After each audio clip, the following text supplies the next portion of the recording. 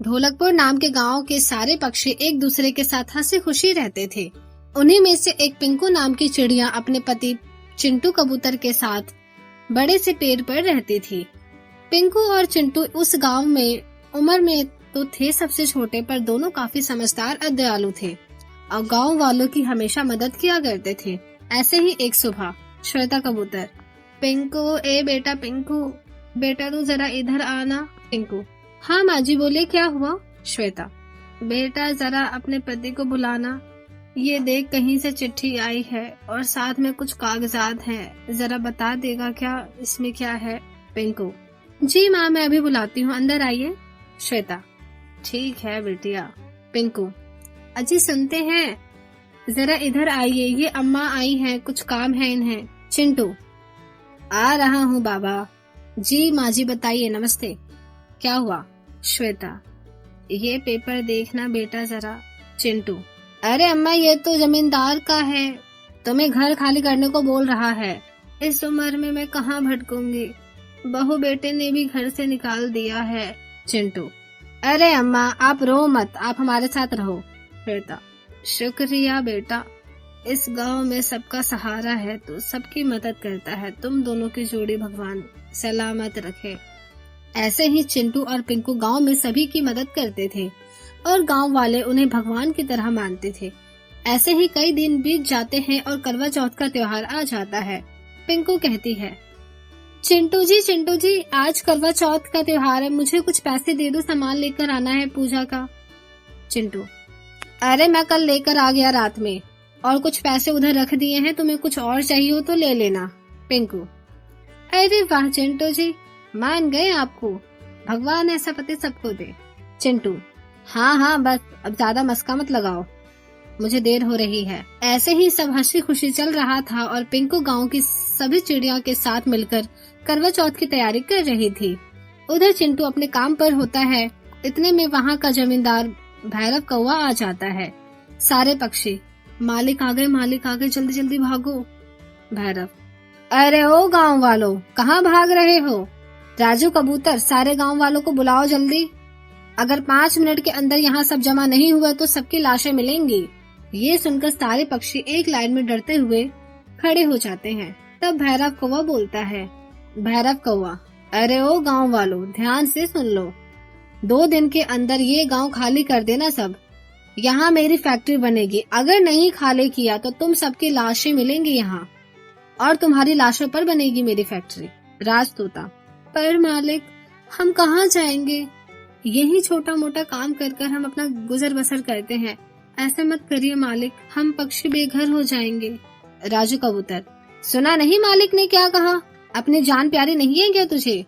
पिंटू चिड़िया, हम में से कोई भी यहाँ से नहीं जाएगा, समझे तुम? इतने सालों से यहाँ के पक्षी पर तुम अपना हुक्म चलाते आ रहे हो, अब नहीं मानेगा कोई। हाँ हम में से यहाँ से कोई नहीं जाएगा। राजू कबूतर, अच्छा तो ठीक है, ये लो फिर, और किसी को मरना है? ये देखकर सारे पक्षी पीछे हट जाते हैं और पिंटू चिड़िया की बीवी ये देखकर खूब रोने लगती है और ये देखकर पिंकू कहती है, रो मत बहन, हिम्मत रखो, अब जो होना था वो तो हो ही गया, शांत हो जाओ, चिंटू जी को आने दो, वो देख लेंगे सब। फिर सारी चिड़िया अपने करवा चौथ की तैयारी में लग जाती है और शाम हो जाती है तो चिंटू कबूतर आता है। चिंटू कबूतर, उसकी ये हिम्मत, उसे तो मैं बताता हूँ। पिंकू, आप कहीं नहीं जाएंगे, शांत दिमाग से काम लीजिए, मैं नहीं चाहती जो हाल पिंटू जी का हुआ वही हाल आपका हो।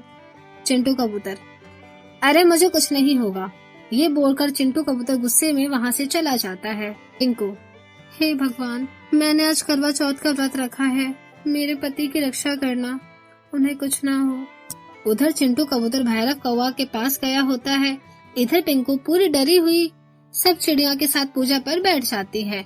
उसे परेशान देखकर श्वेता कबूतर कहती है, श्वेता कबूतर, बेटिया तुम चिंता मत करो, तुम्हारे पति को कुछ नहीं होगा, तूने करवा चौथ का व्रत रखा है ना, और तेरा पति बहुत बहादुर है, तू बस पूजा पर ध्यान लगा। पिंकू, जी माँ जी। ऐसा कहकर पिंकू चिड़िया सब चिड़िया के साथ मिलकर पूजा में जुट जाती है। थोड़ी देर में पूजा खत्म हो जाती है और सारी चिड़िया अपने अपने घर चली जाती है। थोड़ी देर में ही चांद निकल आता है और सब चिड़िया खुशी खुशी अपने पति के साथ व्रत तोड़ती है। उन्हें देखकर पिंकू बोलती है, पिंकू, हे भगवान, कब आएंगे मेरे पति, उनकी रक्षा करना उस परिंदे से। मेरा दिल बहुत घबरा रहा है, किस हाल में होंगे चिंटू जी, भगवान प्लीज उनकी मदद करना। ऐसे ही बाहर बैठे बैठे पिंकू की आंख लग जाती है कि पुलिस की गाड़ी वहाँ गेट पर आके रुकती है। गाड़ी की आवाज सुनकर पिंकू दौड़ती हुई जाती है। पिंकू, कहाँ है चिंटू जी, कहाँ है, बताइए पुलिस, उन्हें कुछ हुआ तो नहीं ना?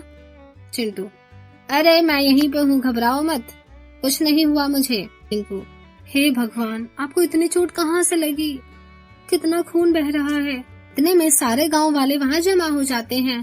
पुलिस, अरे भाभी जी, इनको कुछ नहीं हुआ है, वो तो इन्होंने मुझे वहाँ पहुँचते ही कॉल कर दिया था, और जब ये वहाँ बात करने गए तो इन्होंने सारा रिकॉर्ड कर लिया था। बस थोड़ी सी लड़ाई हो गई थी, पर उतने में ही मैं आ गया था और उस भैरव कौवा के साथ साथ उसके सारे साथी को सबूत सहित पकड़ लिया था। अब तो वो जेल से निकल भी नहीं सकता, सीधा फांसी की सजा होगी उसे, और अब आप सब गांव वालों को कहीं जाना भी नहीं पड़ेगा। पिंकू, भगवान का लाख लाख शुक्र है, आपको कुछ नहीं हुआ। सारी चिड़िया, अरे ऐसे कैसे कुछ हो जाता, तुमने तो करवा चौथ का व्रत रखा था ना इनके लिए, चलो अब जल्दी से व्रत खोलो।